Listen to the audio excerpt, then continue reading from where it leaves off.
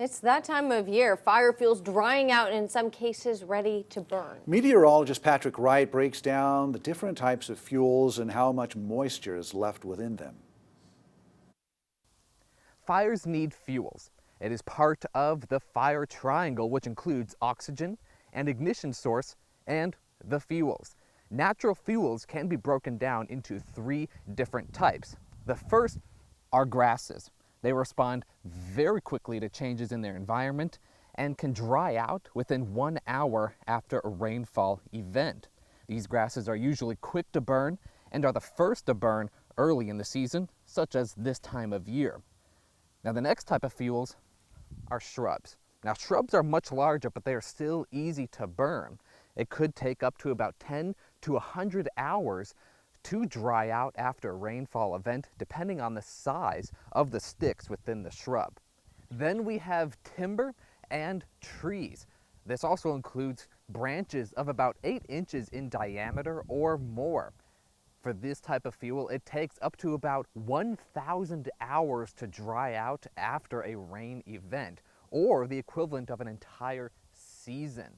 This is part of the reason why we see more intense fires later on in the year. In order to measure the moisture content of fuels, scientists break the fuels into 2 groups, dead fuels and live fuels. Dead fuels can be determined using data from a weather station. Live fuels are a bit more complex and require physically sampling the plant.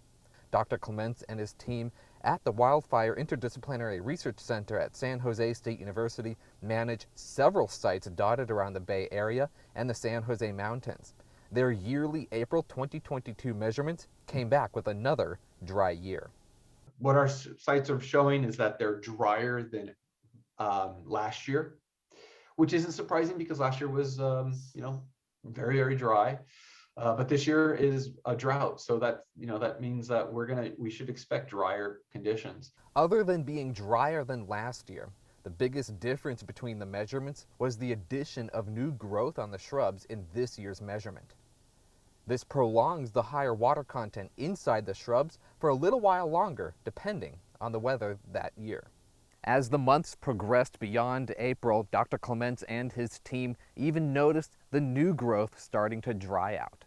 In Chico, I'm meteorologist Patrick Wright. Action News Now, coverage you can count on.